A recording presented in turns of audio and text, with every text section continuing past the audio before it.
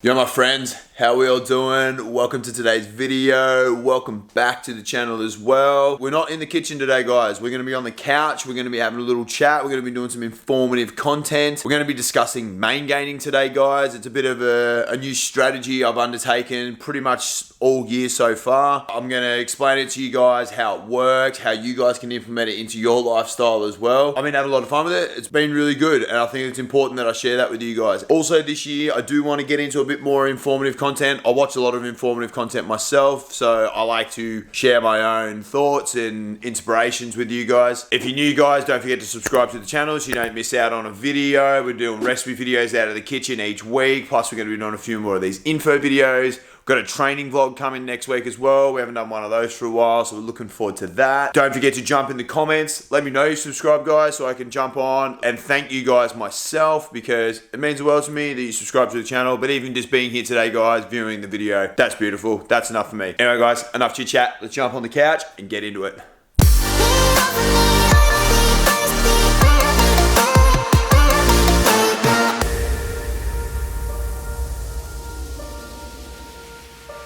Alright guys, welcome to the couch. Main gaining, guys, what is it? Let's familiarize ourselves with the term. It is a process of eating at maintenance calories while adhering to a weightlifting program, incorporating progressive lifting, which in turn stimulates the growth of muscle without increasing our body fat percentage. Pretty straightforward meaning there, guys. Eating at maintenance calories, applying progressive overload in the gym, ultimately getting stronger but not having spillover calories that are going to cause unwanted fat gain. So pretty much to demonstrate this, we're going to have this graph right here. Now, as you can see, in the middle of that line, we have our maintenance calories. Number of calories we need to consume to maintain our current weight. Now, if you look down the far right of this graph, you're going to see what happens when we're in a calorie deficit. Obviously, our body fat percentage is going to be going down, but over time, our max strength will decrease as well, because after a prolonged period of cutting, as we can see with this diagram here, maximum strength will deplete. Lean muscle mass will start to decrease, not killing, but ultimately losing gains, essentially. Whilst being lean is great and all, and having a low body fat percentage, it is not a long-term overall fix for gains in the gym. Now, if we switch to the other end of this graph, where we look at our surplus calories, ideally when we're on a lean bulk. Now, you see here, our max strength is going to be going up progressively with high calories, progressive overload in the gym. But obviously, when you're eating high calories, the chance of spillover calories causing body fat percentage to rise is a lot higher, and it happens. A lot of us, myself included, when we've been on bulks, we've just gone hard,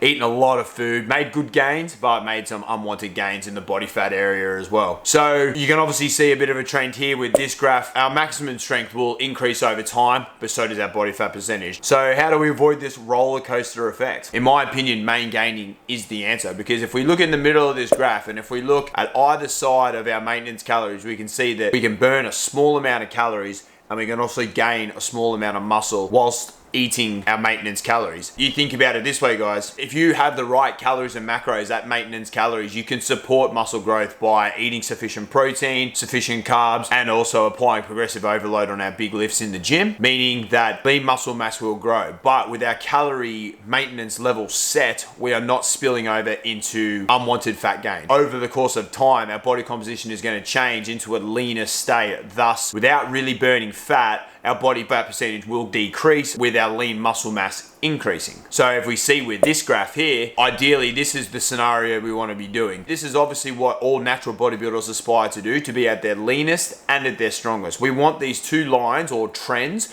moving away from each other over a long period of time, whether it be 1, 2, or 5 years even. We want our maximum strength to be always increasing slowly over time, and our body fat percentage is always decreasing, but slowly over time. Now, I say slowly over time because it is a slow process to build lean muscle mass and burn fat at the same time. Is it impossible? No, it can be done. I've currently been doing this for about 4 to 5 weeks now, and I'm seeing some serious changes, especially in the gym. I'm not overeating, I'm eating at maintenance, and I'm really lifting almost the strongest I've been, but I'm in a much leaner state than I've been in past lean bulks before. And I felt, you know what, this is something that I want to roll with this year, and this is why I'm making a video on it. I want to show you guys what it entails, what it's about, and how you can go about it. So how can you go about it? I'll show you the simple calculations of how I got my numbers and how you guys can get your numbers. So obviously we need to set our maintenance calories first.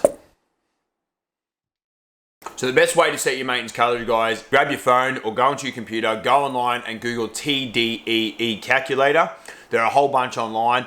I use this one right here, and just use one that asks for the most information. The more information you can give the calculator, the more accurate this estimation will be. Now, estimation being the key word there, guys. This is not an approximation. It's an estimation of the information you put in. So be honest. As you can see here, I've done this one for me, and it comes in around 2,900 calories.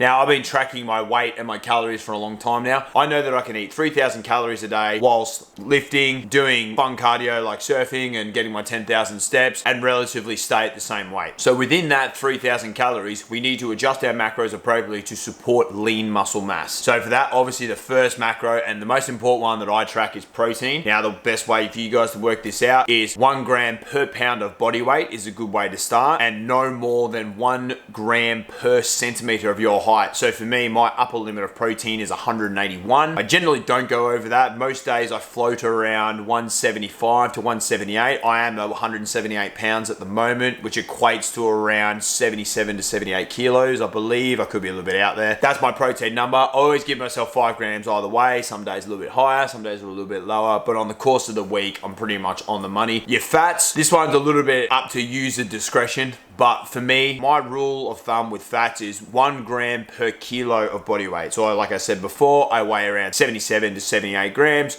meaning I set my upper limit of fat per day to 80 grams. I give myself just a little bit extra. You don't want fats to be too high, because too much fats obviously turns to body fat quicker, but then also you can't have it too low. Testosterone will drop and it's not going to support your lifting and your protein synthesis in the gym. So around that 20% macro is pretty right. Now, the rest, guys, you fill up with carbs. Now, carbs I don't necessarily track, but if you have your protein and your fats exactly where you need them to be, you'll have sufficient carbs, you'll have sufficient carbs in your maintenance calorie budget to fuel some good solid workouts. But obviously, be tracking that protein, be keeping that fat low, and the rest is carbs. You're going to be well on your way for main gaining. So guys, of course, as well, we're going to have our training program. Now, this one is, again, up to user discretion. You can kind of do whatever you like here. For me, because I work for a living, I also run this YouTube channel. I also have a house, I have a wife, I have a social life, I have a lot of other things going on. I don't have the time to be in the gym doing push-pull legs twice a week, 6 days a week. It just doesn't work for me. I've done it in the past and it's quite detrimental to other aspects of your life. I'm actually running an upper-lower training split, which I do over 4 days per week. I'm gonna run on the screen right now. And as you can see, my 2 upper body workouts are pretty much making sure that I hit all my body parts at least twice in a week. One of my workouts, my Monday workout, normally focusing on my chest, and my Thursday workout focusing on my shoulders. Across the course of the week, as long as all body parts I've been hitting hard twice a week across all rep ranges, that's exactly where you want to be for lean muscle mass growth. And for my legs, I generally do the same workout twice. Earlier in the week on Tuesdays, I do low reps, high weights on big movements like squats and deadlifts. And then on Fridays, I move towards some lighter weights, more sets, more reps, higher volume.